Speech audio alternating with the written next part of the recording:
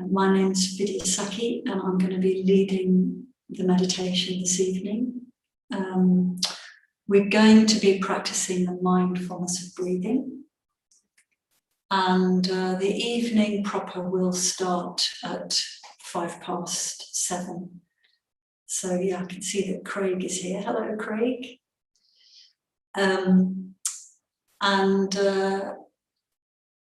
Yeah, so the evening will start at 7:05. So this is just kind of people filing in, waiting for the class to begin.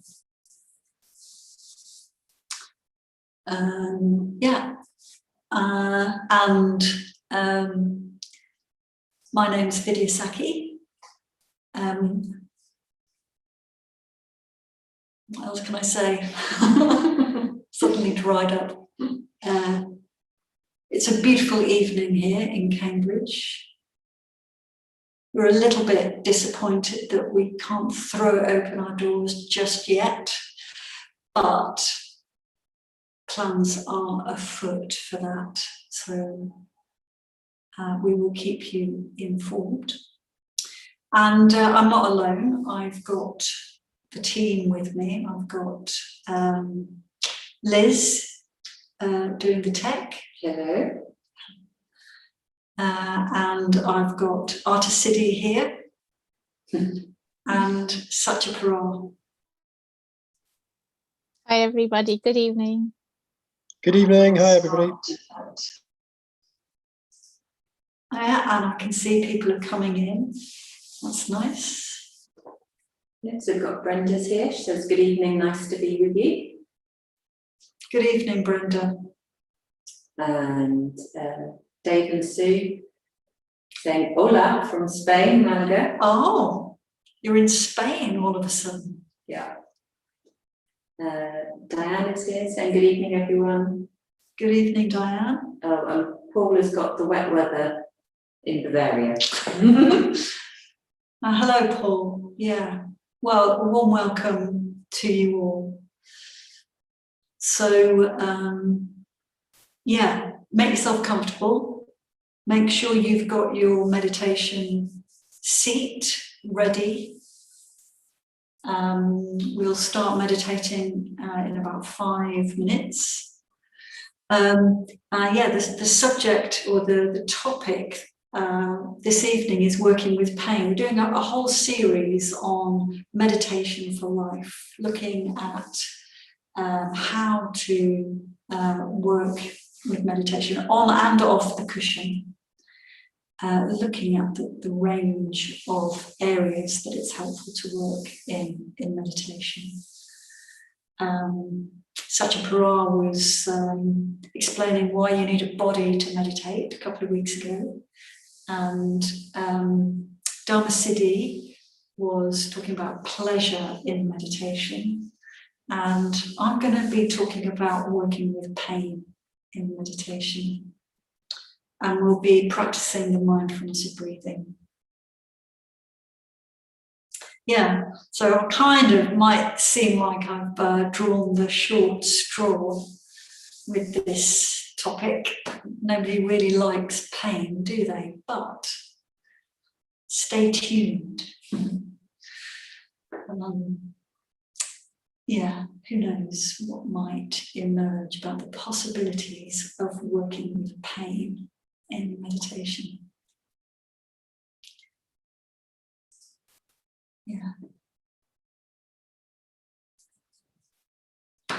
Hope you're all well. Hope your meditation practice is trundling along. So we'll have a period of meditation, and then I'll talk a little bit about the theme of working with pain in meditation. And then there'll be an opportunity for questions and answers.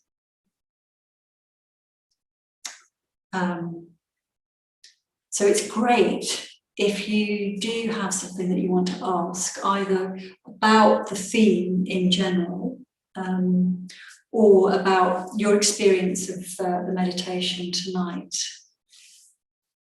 can be really helpful, actually, to share your experience.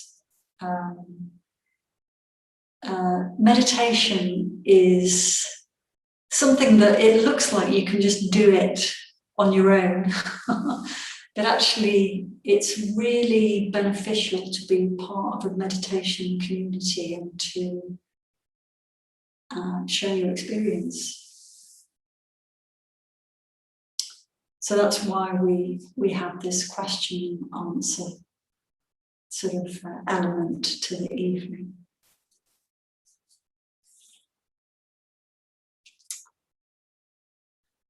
So yeah, we'll be starting very soon. Just give people a chance to settle in. I might have a little slurp of my tea.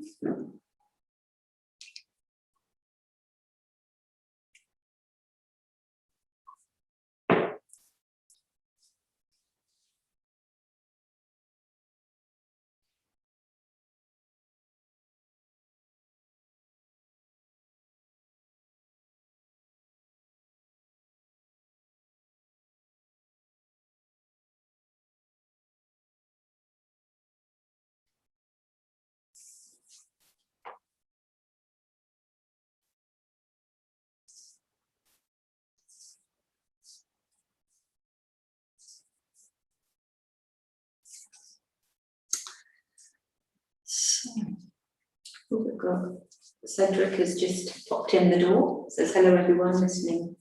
Well, he's listening in Norfolk. hello, Ced. Welcome. So actually, I'm going to start now.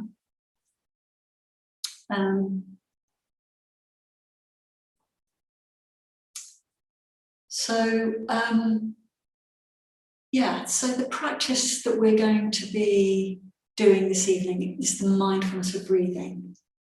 Mindfulness of breathing.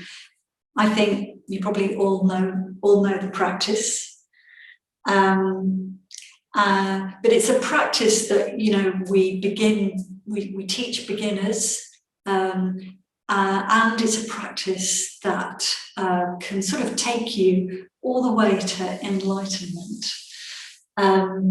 So it's a practice that's for beginners and for seasoned practitioners alike. So part of the skill, in a way, with this practice is to keep it fresh, to keep coming to it anew. And that's why it's really helpful to sort of come to these classes and to reflect on the principles of meditation. So in this particular series, we've already been looking at the importance of body awareness in meditation, the importance of cultivating awareness of pleasure, how that can motivate you in meditation.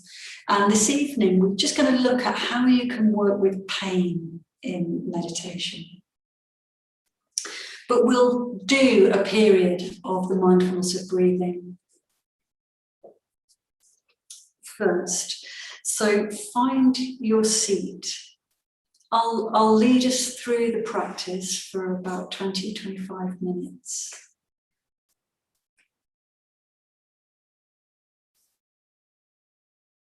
And just to emphasize that you don't need to be in any particular special state to meditate. You just need to bring yourself to your seat and then just actually be quite sensitive, aware of how you actually are. So it's very good to spend a little bit of time just tuning into your experience. So we'll spend a bit of time doing that now. So adopting your meditation posture.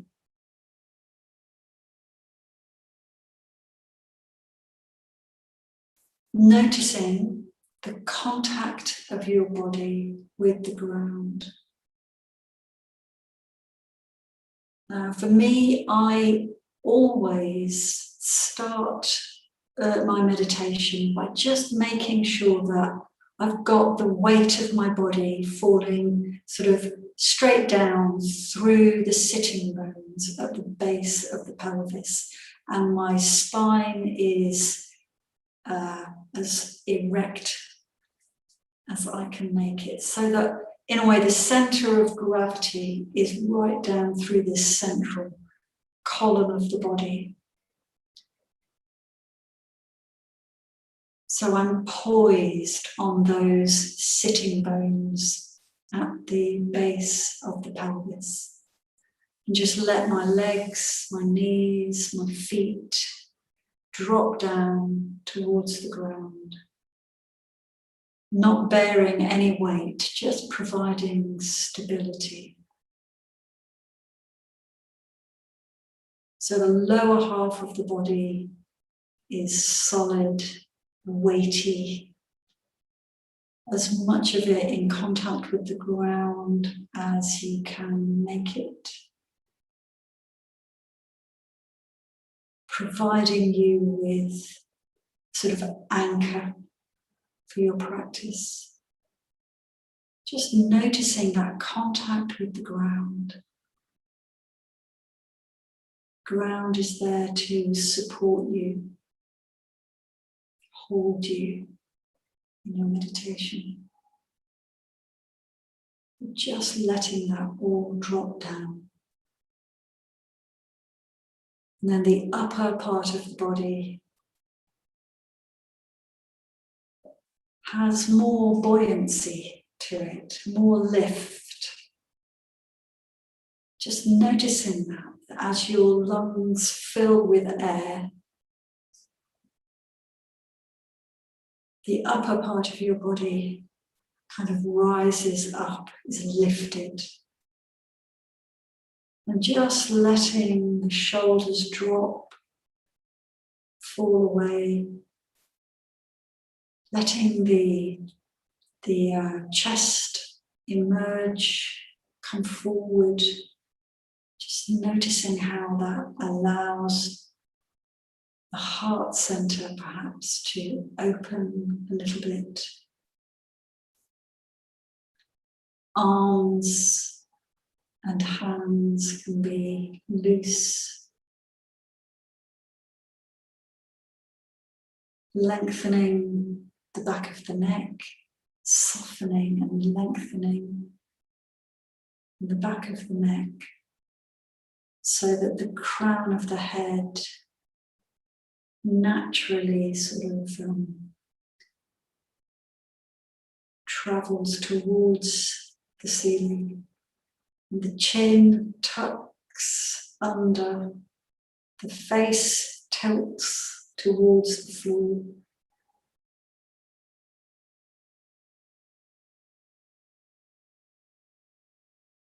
And then we have the meditation posture.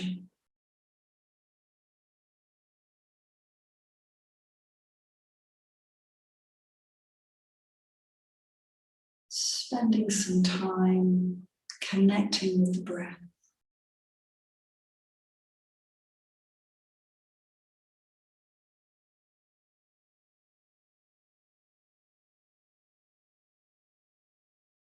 How is the breath feeling this evening? Quite often that gives you a clue to how you are mentally and physically. So you don't need to change the way the breath is. Just noticing. Allowing the breath to become the anchor, the focus of your attention.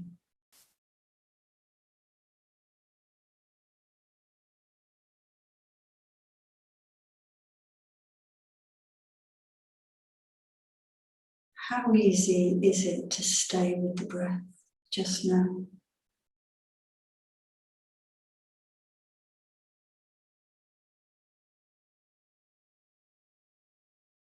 It doesn't really matter if you are finding that your thoughts are quite dominant, or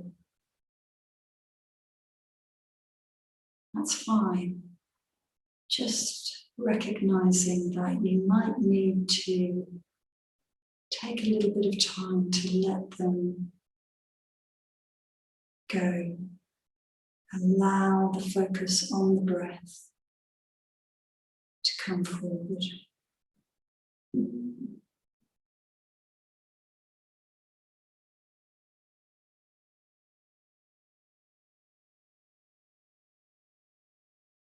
Perhaps becoming aware of the emotional tone. Again, you don't need to change it. It is enough simply to notice it.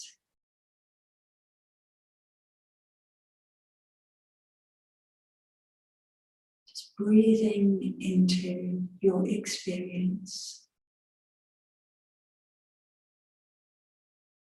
Moving into the first stage of the mindfulness of breathing.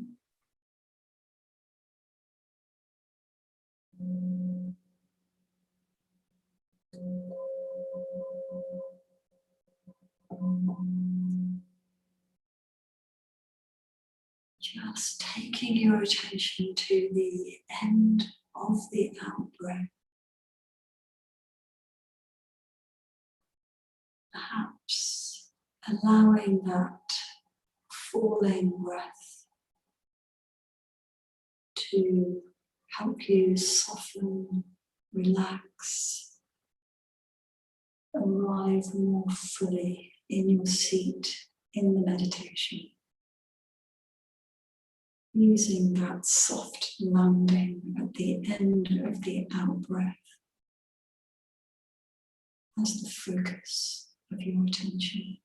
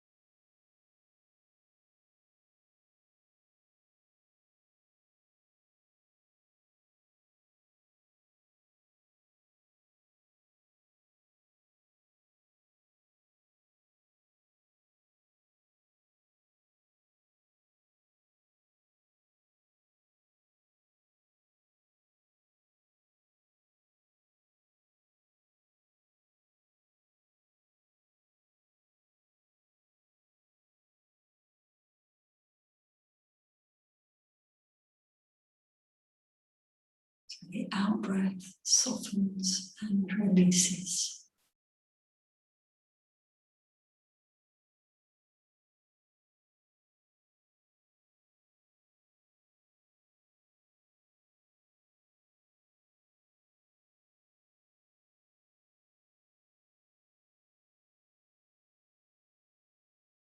Dropping down into the body.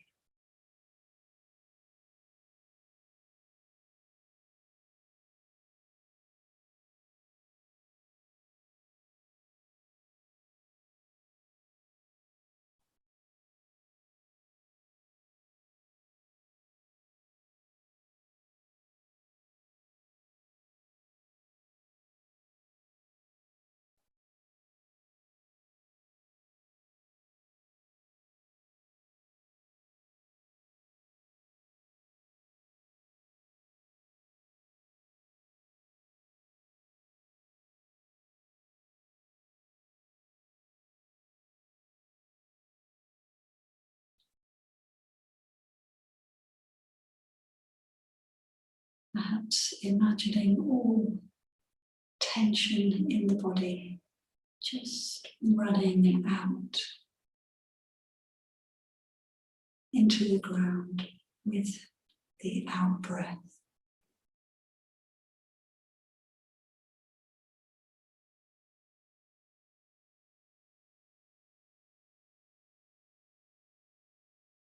choosing to unhook from thoughts and stories.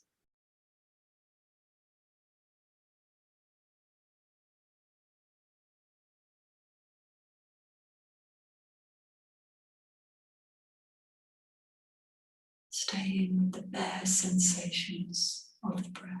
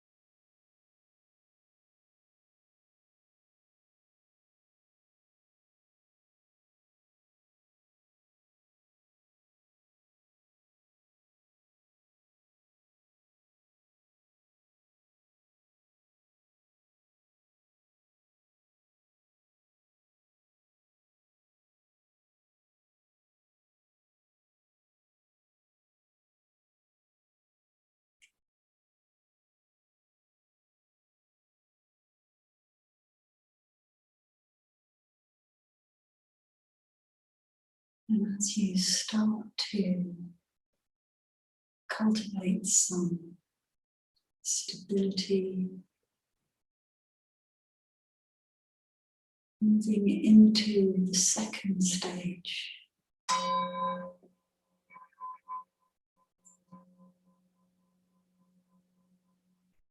That's cultivating some curiosity about the beginning of the in-breath. Where does the in-breath actually begin?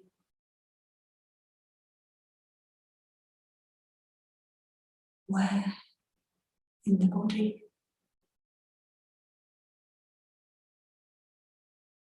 And when does the breath turn around and come back in?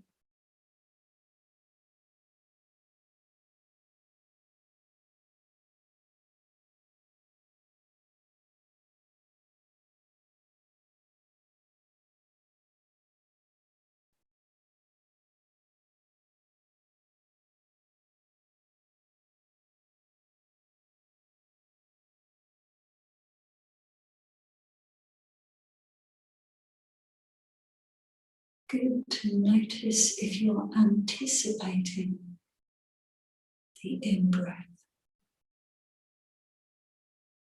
Can you let go of that anticipation? As it were, just wait for it to take form.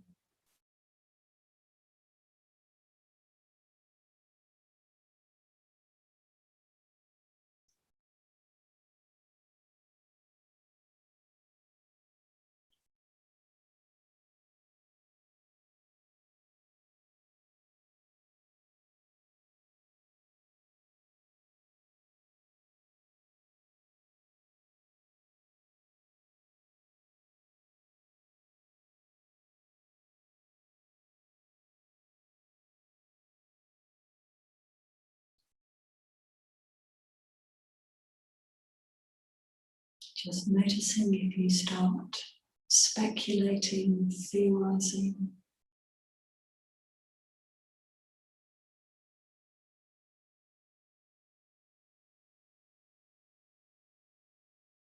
Come back just to that simple curiosity about how it feels to begin the in-breath.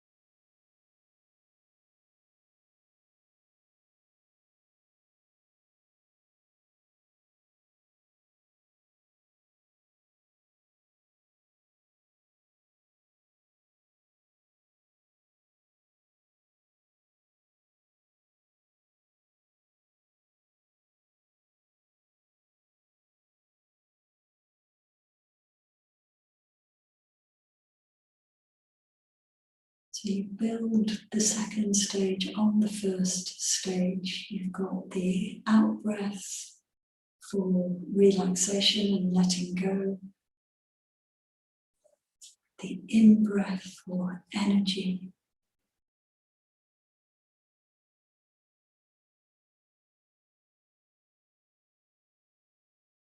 Interest.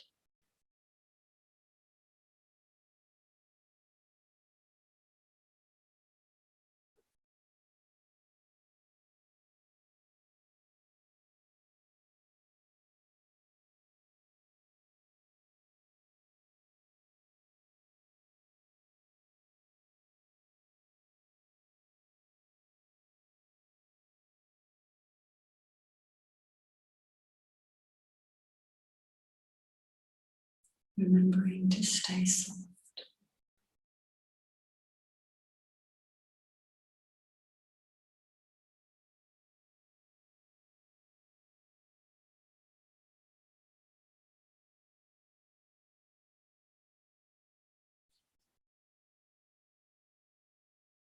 And as you become established in the meditation, when you're ready, moving into the third stage.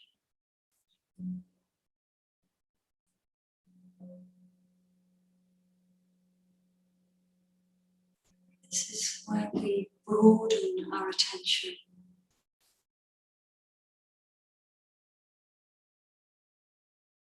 To take in the whole of the breath.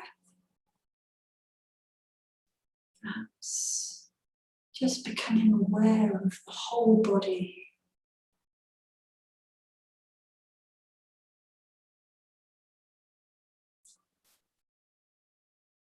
Becoming aware of the space that you're in. Maybe you get a sense of the quality of the light, the temperature. So you've established a certain continuity and you can look around you a little.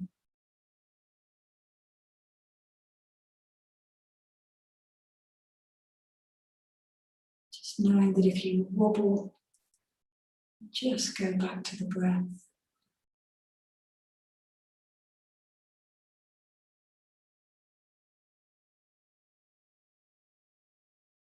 Opening the heart, chest, letting the shoulders release.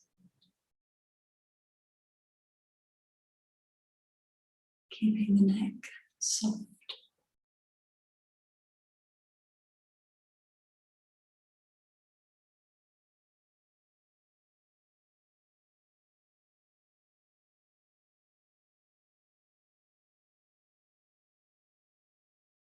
Perhaps aware of the pleasure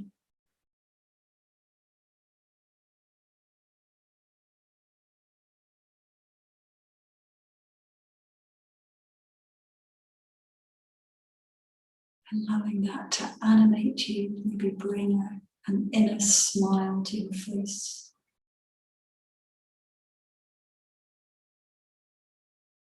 Nothing to do, nowhere to go.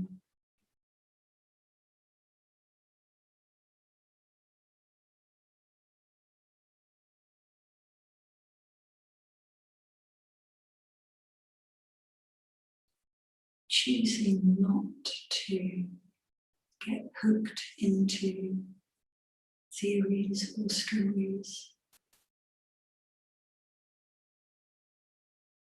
Staying with this spacious awareness of breath and body in the space.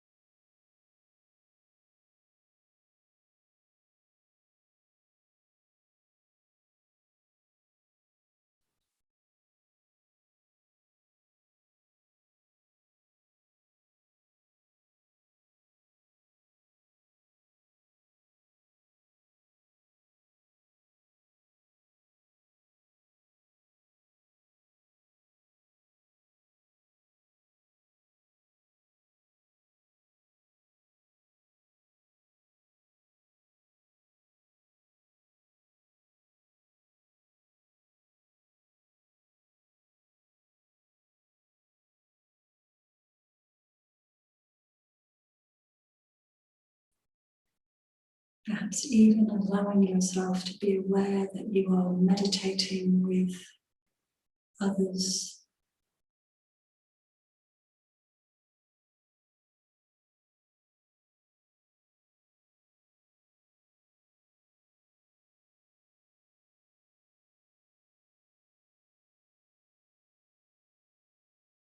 Noticing if that gives you a sense of connection, pleasure.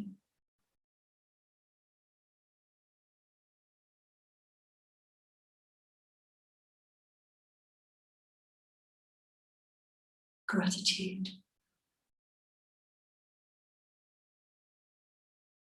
And then when you're ready, moving into the final stage of the practice.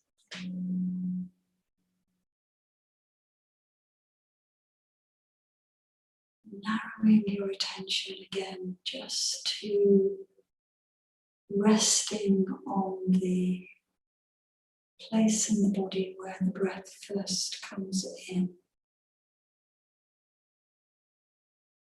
Cool spot around the nose, the mouth. Cool and dry on the way in. Moist and warm on the way out.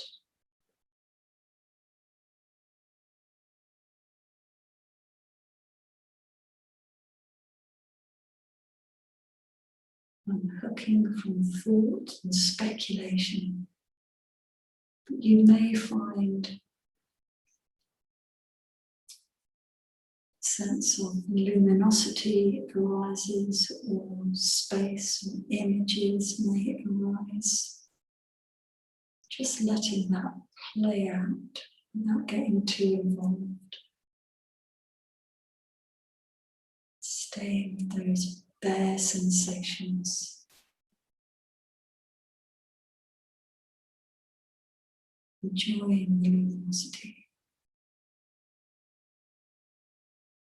Keeping it real.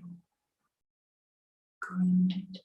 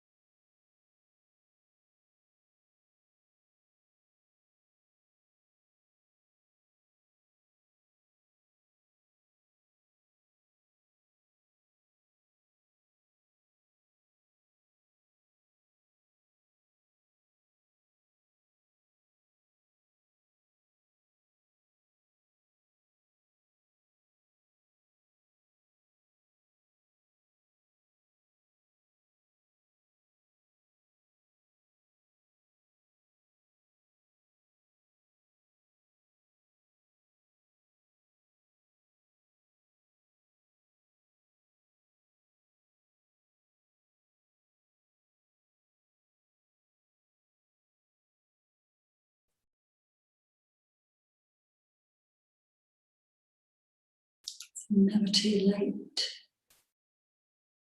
If you have become caught up, it's never too late just to start again from scratch.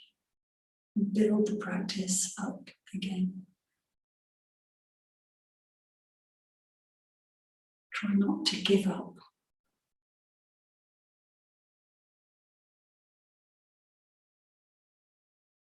Keep the faith.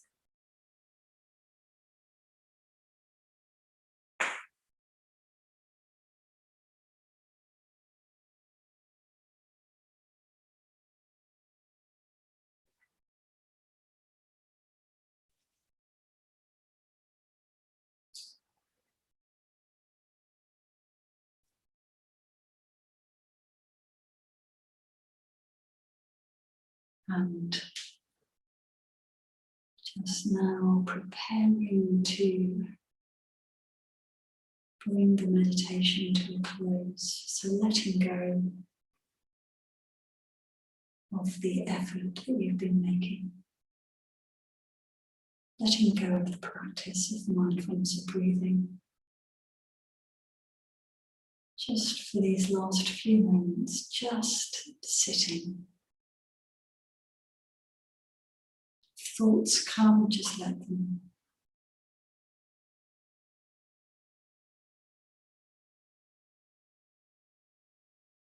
Just allowing yourself to absorb the benefits of the practice.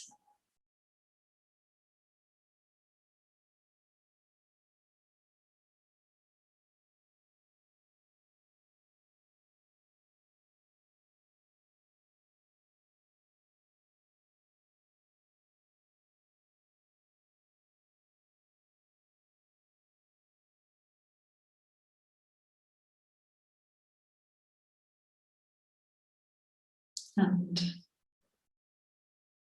as I ring the bell in your own time, opening your eyes and coming out of the meditation posture.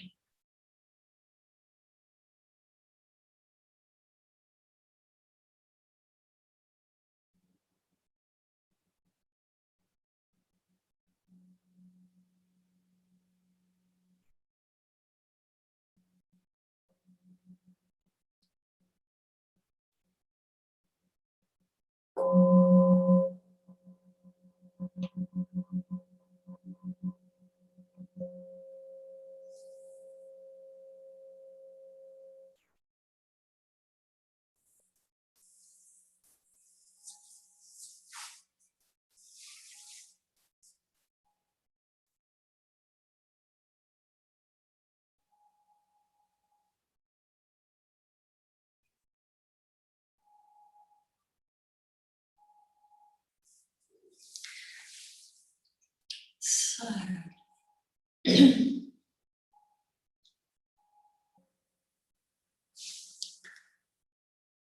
working with pain in meditation. So I wasn't explicit about that in the guided sit, but actually I was trying to emphasize some elements of the practice that can help actually with working with pain. So I'll explain that a little bit more as I go on. I thought I'd start just by asking myself the question, does Buddhist teaching have anything in particular to say about pain and what to do about pain? I was asking myself that question a little bit earlier, and I was realizing that it does. The Buddha does tell us, I think, quite a lot about pain, there's two aspects of pain. There's physical pain that flesh is heir to. Basically, if you've got a human body, sooner or later you're going to experience pain, and there's not a lot we can do about that.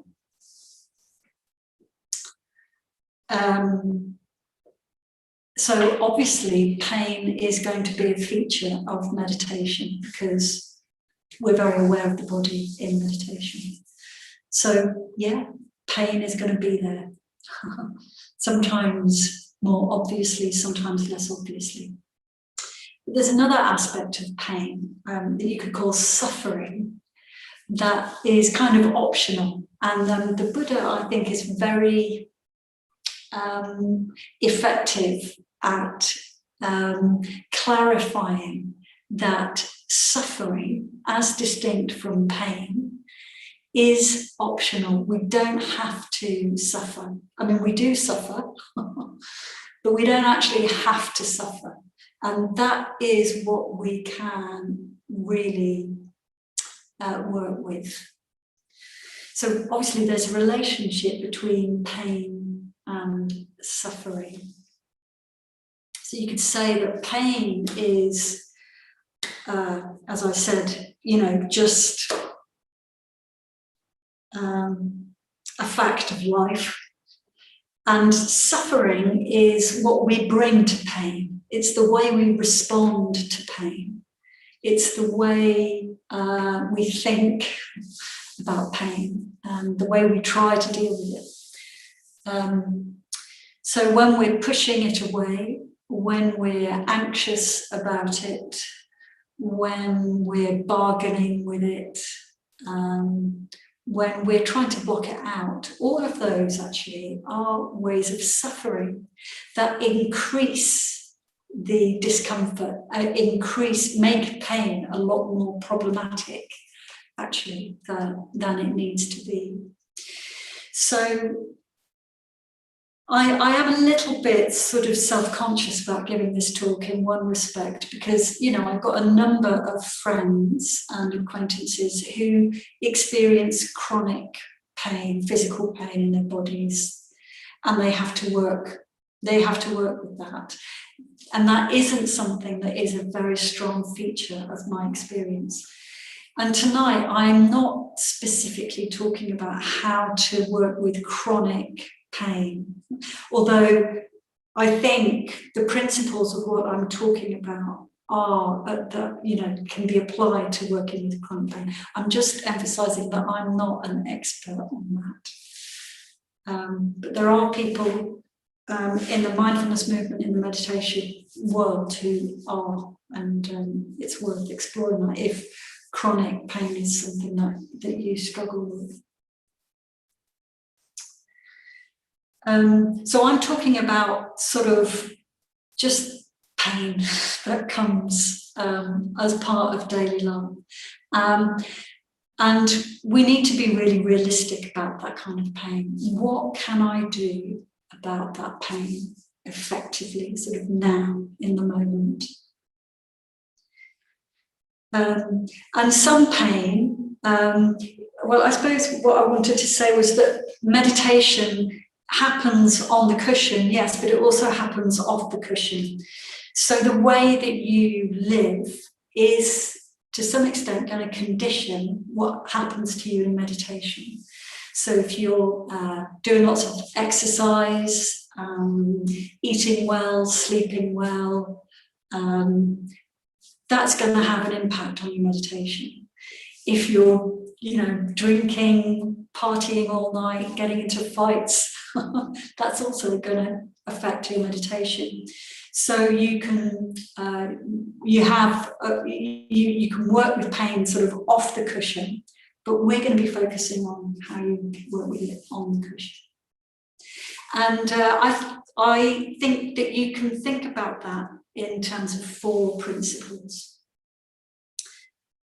And in a way, we were exploring those in the practice just now.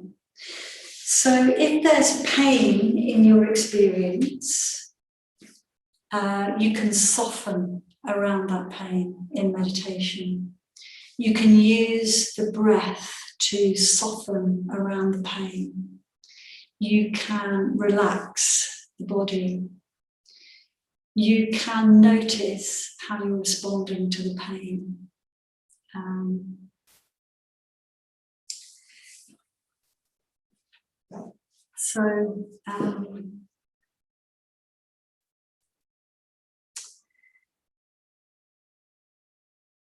It's as if, in a way, we need to slightly change our attitude towards pain and see it as an opportunity.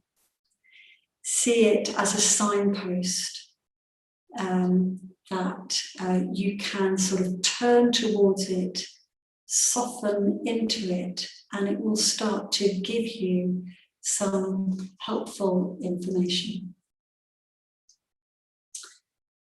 So that's what we were doing in the first stage of the practice, softening into our experience. I think another way that we can very effectively and creatively work with the more difficult, the painful aspects of our experience is to cultivate curiosity about it. Become curious about the pain, about the discomfort, about the difficulty. So where is it actually manifesting in your experience? What is it actually like? Is it continuous or is it changing? Is it moving around? Noticing that. Also, is it happening now? Or is it a memory of pain? Or is it anticipation of pain in the future or difficulty in the future? I think you can start to notice that we can build on discomfort by starting to imagine that there's more coming, or remembering, being sort of very compelled to remember painful experiences.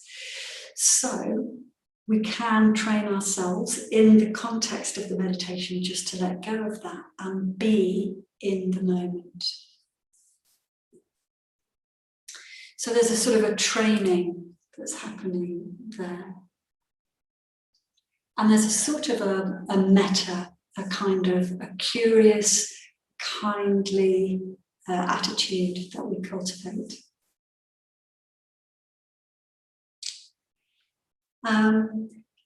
And as we do that, we can start to sort of broaden out. So in a way, in the second stage of the practice, I was bringing in the principle of curiosity about your experience. And then we can move into the third stage and broaden out. So instead of focusing in on one particular aspect of your experience, you can sort of just notice what else is going on in your body, in your breath, in your mind. It's as if the body can be a container, a larger container. It can expand and open out. And you can start to put the discomfort or the difficulty into perspective. You can start to get a perspective on the experience. So everybody experiences pain. Everybody experiences acute discomfort. Everybody experiences fear and difficulty. So that can be a reflection that helps us to be with the pain. So there's this kind of baseline pain that is basically the body. The body is a thing that hurts. Sometimes, you get a bad knee in meditation and you can be completely fixated on, by the time, you can start to sort of really proliferate about the pain. You can start to theorize about how you're going to be crippled by the time you're 60 or something.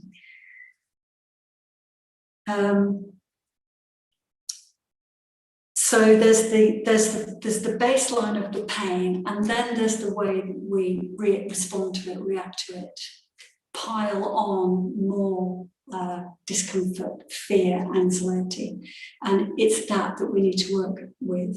And we can think of that in terms of the hindrances, the traditional obstacles to focus in meditation. So if there's something difficult or painful in our experience, if we're not very mindful, we can just automatically push it away. And as we push that away, we become tense and tight. So that's the hindrance of aversion and ill will. So we notice that.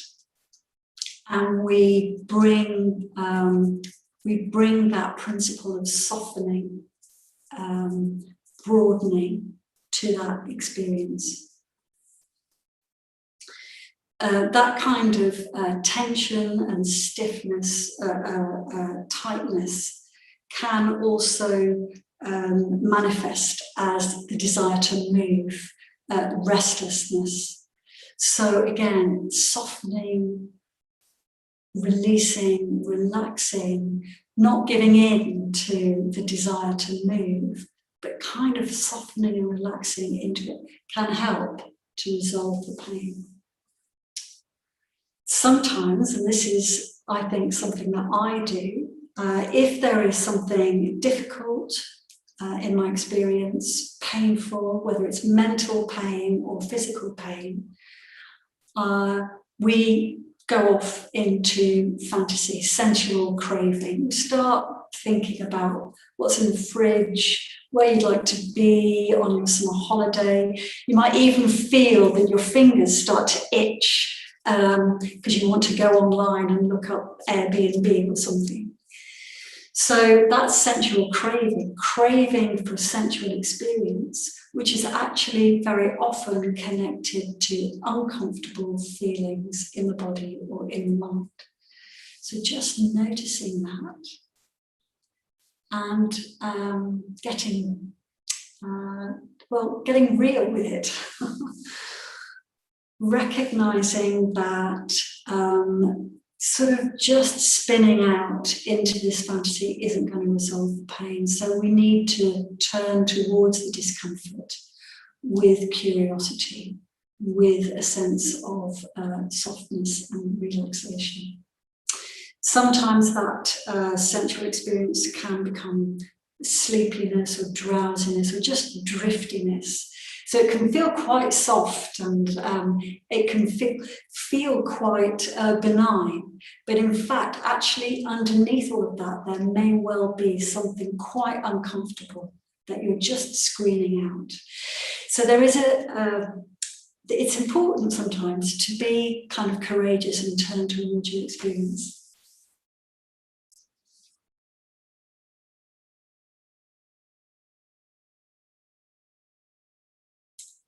So it's as if this pain is like, this pain, this discomfort actually is your friend. It's a signpost. It's like a little grit in the oyster shell that creates the pearl.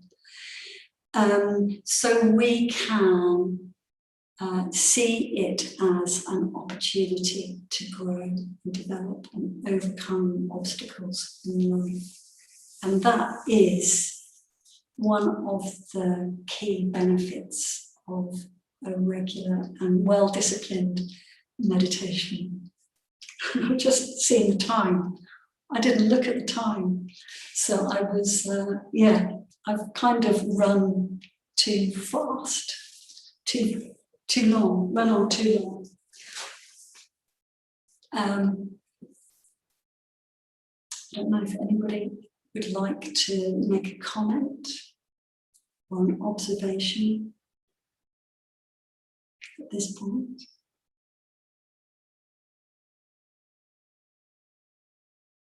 Craig was asking at the beginning about will we focus on mental or physical pain, and you sort of touched on that. So when you're talking about pain, are you encompassing all of that sort of emotional pain, mental pain and physical pain? Yeah, I think, well, I was meaning to explore the fact that mental pain and physical pain are closely connected. Yeah.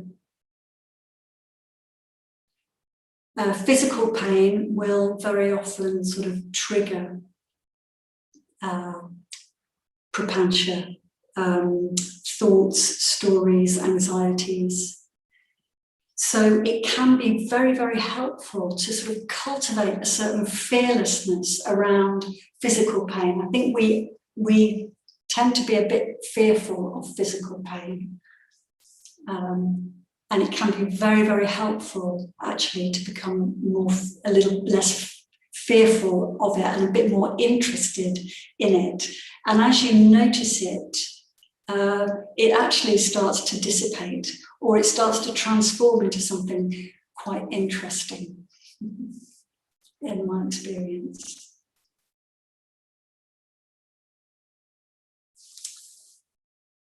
So I hope that's been helpful. I hope that's been helpful. Next week, Satyapura will be talking about awakening the heart mind. And I also wanted to mention that we've got a meditation morning coming up on the 10th of July. So my very good friend Kamala Matti will be leading that morning with Savatanyana. And the title of the morning is Discipline is Joyful. And I strongly recommend that meditation morning. I think it starts at 9:30 and it finishes at 12:45. It's online, but I think it'll be a really enjoyable and inspiring morning of practice. So put that in your diaries. Don't forget that we are relaunching. We're going to open up our doors to the public in July. Can't remember the date. What's the date? 23rd, 24th? 23rd, the weekend of the 23rd and the 24th of July. We're opening our doors. There's all sorts of really lovely things happening here. So do come along. If you've never been to Cambridge Buddhist Centre, this is your opportunity to come. Bring your friends. Probably have to bring your own tea in a thermos flask. But other than that, we're just laying on all sorts of stuff, so it'd be great. And please do feel free to donate. We offer this class for free. We don't pay our teachers, it's all voluntary. But we do run a centre that needs financial support. We're a charity, so we are dependent on donations. And if you enjoy what we offer, then offer your support by giving us a donation. I think Liz is putting the donate button up in the chat. Thanks so much for coming. It's been really good to see you. And, well, I haven't seen you, but have you along. And thanks for your very kind comments, which I can see coming up. And see you next week.